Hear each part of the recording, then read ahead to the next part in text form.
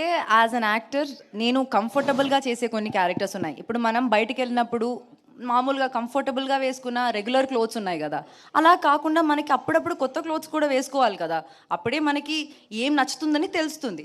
So as an actor కూడా ఇన్ని years నేను చేసిన క్యారెక్టరే మళ్ళీ మళ్ళీ చేసినప్పుడు ఎవరికైనా బోర్ వస్తుంది కదా, అదే నాకు కూడా వచ్చింది.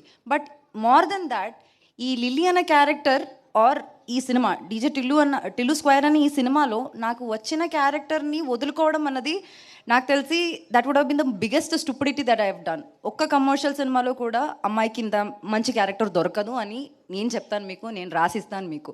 సో అలాంటి ఒక మంచి క్యారెక్టర్నే వదులుకోవాలని నేను అనుకోవట్లేదు. So whatever limitations that be, as an actor it's my duty to act. నాకు డైరెక్టర్ ఇచ్చిన క్యారెక్టర్ని 100% చేయాలన్నది నా డ్యూటీ. అది చేయడానికి నేను ట్రై చేశాను. అయితే లిమిటేషన్స్ అని ఇందాక మీరు వాడిన పదంలో యాక్చువల్గా అంటే ఇంతకుముందు మీరు చేసిన గర్ల్ నెక్స్ట్ డోర్ క్యారెక్టర్స్ అయినా లేదంటే మీ ఫ్యామిలీ పరంగా కానీ లేదా వేరే వేరే ఏమన్నా ఉంటాయా దాంట్లో? మీకు బిర్యానీ అంటే ఇష్టమా? ఇష్టం. ఇష్టం. కానీ ఇంట్లో ప్రతిరోజు మీరు బిర్యానీ తింటారా? తినాం కదా. లేదు కదా.